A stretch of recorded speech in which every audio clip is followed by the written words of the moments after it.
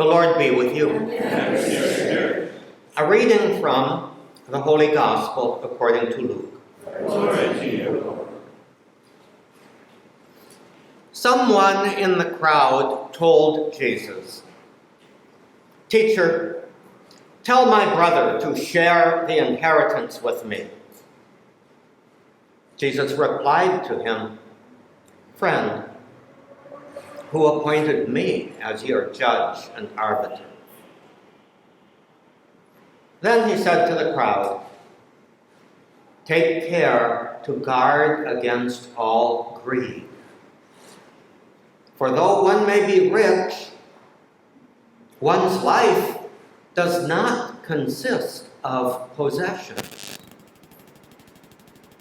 And then he told them a parable.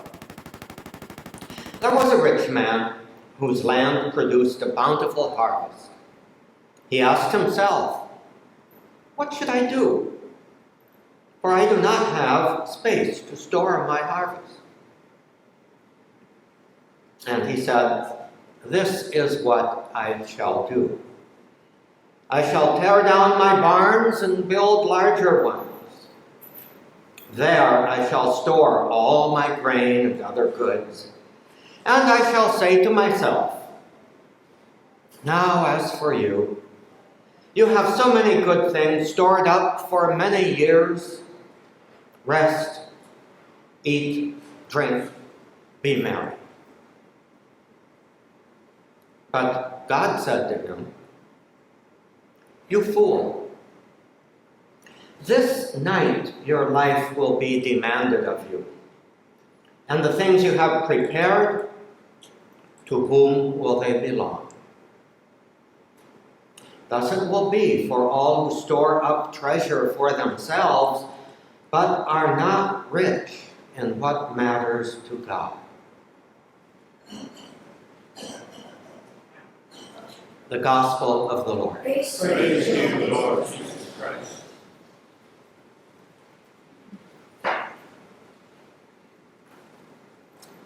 So, what matters to God? I'm reminded of the saying of St. Augustine in his Confessions. "You have made us for yourself, O Lord, and our hearts are restless until they rest in you." Let's take that apart just a little bit, because it would seem that God made us in order to find our way through this world. And it would seem that the better we can make our path, our journey in this world, the better it will be. And so we have the illusion that the more that we can surround ourselves with, whether it's material possessions, or perhaps power, or prestige, or adulation, having people say good things about us, our reputation, and so on, the more of that we have, the better it's going to be. What Jesus reminds us, which is what the first reading reminds us of also, all the things that we want to take to ourselves ultimately pass us by. And we have to deal with that. Now, one of the good things about being here is that many of the things that we would want to grasp hold of, because they have been so much a part of our lives, many of us have simply had to let go of. Now, nature does not like a vacuum. And when we try to fill ourselves with the things that are passing, creates a vacuum when they disappear. So, ultimately, what Jesus reminds us of, what St. Paul reminds us of in the second reading, and what even the Old Testament wise man, Kohelet, reminded us of in the first reading, is that there is only one thing that can really fill us. As St. Augustine says, our hearts were made for you, O Lord, and our hearts are restless until they rest in you. Our job, then, is to discover ways of resting in God, ways of letting go of the things that are not of God, so that we can allow God to fill us. And that's not just some kind of airy, spiritual sort of thing. That gets very, very down and concrete when we listen to the story that Jesus told here. Because some of the great saints in the church, and I'm thinking of St. John Chrysostom in particular, basically told people, whatever you have that is more than what you need does not belong to you. Don't store those things up. Who does it belong to? It belongs to those who are in need. And so in some way, while we are dealing with this world, we have to be looking around and look for what are the things that I really don't need, and how can I put them at the service of those who are in need? Because that precisely is what it means to be rich in what matters to God.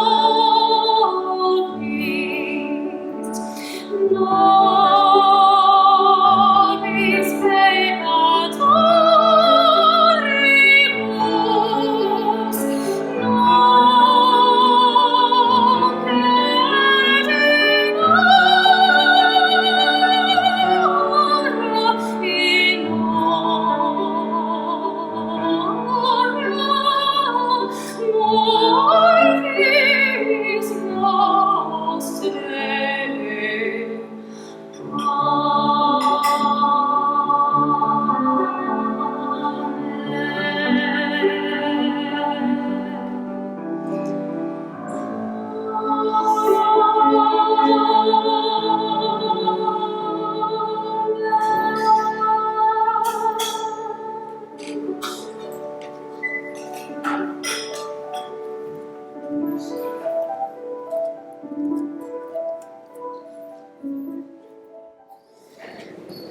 I mentioned earlier, today is Merrill's last day after serving so faithfully the musical and liturgical life here at Nazareth House for how many years?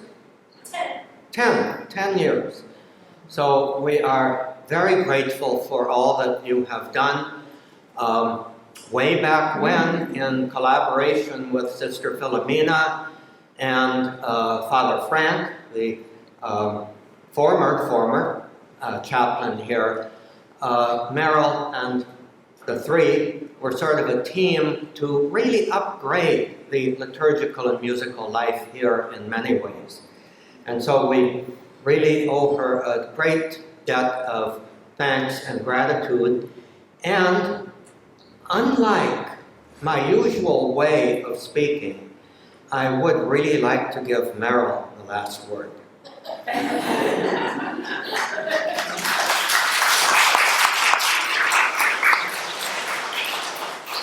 Thank you. I'll try not to cry. I just wanted to share with you a couple stories. First of all, how did I get here? I think you all know I work at St. Monica Church, and they have a 7:30 in the morning mass. It's done at 8:30. And one Christmas, Sister Philomena didn't have any music here. And she knew my friend Gary, who's the cantor over at St. Monica's, and she called him that same Christmas day and said, "Hey, can you come over? We need some music." And he had hired, because Christmas you can get extra musicians from the budget, he had hired a quartet of singers and a trumpet. And at the mass where we were, he said to us, "Hey, anybody want to come with me to Nazareth House? They don't have any music and it's Christmas." So we all piled in one car because we had to get here and then get back for the 11:30 mass. And it was Andrew's car. You remember Andrew, he was singing here for quite a while. But he had the biggest car. So here we were, 4 singers, myself, and a trumpet player. And we came in and we put on our best and hopped in the car, went back to the next thing. So it was so wonderful, I guess, for Sister Philomena and the crowd here that they decided to ask Gary and me to keep coming. And we did, until we got to Triduum. And a lot of musicians like myself, we work in more than one church. And when we got to Triduum, we were like, I think we were singing like five events on Good Friday, and several vigils, and you guys have your vigil earlier, so we can do, something somewhere and something somewhere else. And Gary overexerted his voice, so he dropped out. But I thought, I don't want to leave here. I want to stay because it's a beautiful place to work. That time we were all moved into the hall because they were renovating. You might remember. And there was a nice little Steinway piano in there. So the period of time when I was just carrying on by myself until we got to Christmas again. Then Sister Philomena comes to me. She says, "Oh, we need to do something special. Can you get somebody here to sing an Ave Maria for Christmas?" I said, "I think so." And so that's when we had Ariel. Do you remember Ariel Downs? She started here on Christmas as well. That was so wonderful. Next day we get a phone call. "Oh, can Ariel stay? We want her." So Ariel was here for quite a while. And whenever I think of how the program here evolved, I'm very grateful to Sister Philomena and Father Frank because they really supported having special music for special events. And during the time Ariel was here, we occasionally would have Andrew come because they wanted to do the Pianist and Jelly Cruise as a duet. And so we got that happening, and then Sister Philomena said, "Oh, yeah, we could have Andrew on the first Sunday." And then we got into these whole classical kind of duets and stuff that was really very nourishing musically for all of us. And then Sister Philomena said, oh, okay, we could have Andrew on the first and third with Ariel. So that was very special. And then I would go to her and say, well, Christmas is coming. Would you like something really special? She'd go, oh, yes, it's the birthday of our baby Jesus. We have to do something really special. And I said, okay, well, what's your favorite instrument? I wanted to get her in on it. She said French horn. It wasn't even trumpet. So we looked all over. We got a French horn for that year. And then later, I've always been a lover of the cello. I always loved to hear the cello, especially on Good Friday. And I said, well, could we have cello on Good Friday? Oh, yes, do something special. And out of all this support for special music, I was very blessed because I ended up having a trio, the ensemble that's been coming here for several years, with Laura on the flute and Maxime on the cello. And it was so inspiring to me working here with these fantastic musicians that we just published our 4th album that we just put it into the Grammys on the deadline on Saturday. So there's a lot of nourishment that's come to me from being able to produce music here. And of course, now we have LeAnna, who's also very well trained, highly trained and educated classical musician and liturgical minister. So she'll be carrying on as I go back to where I came from, up north. And so I'm not worried about you having wonderful music. And I just wanted to thank you all for these years.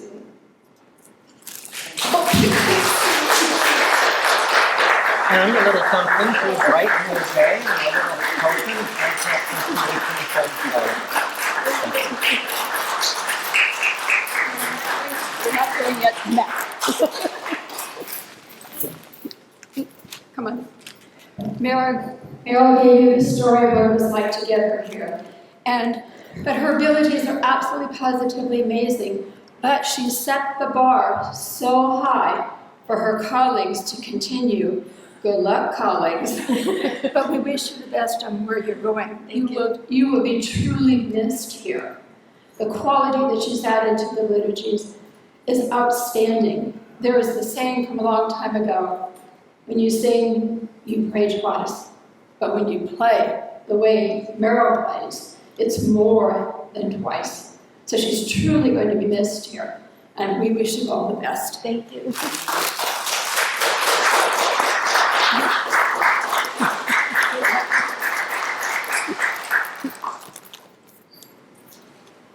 Okay, let's end on a happy note. Why don't we sing How Can I Keep From Singing? It's number 441. It's number 441, How Can I Keep From Singing?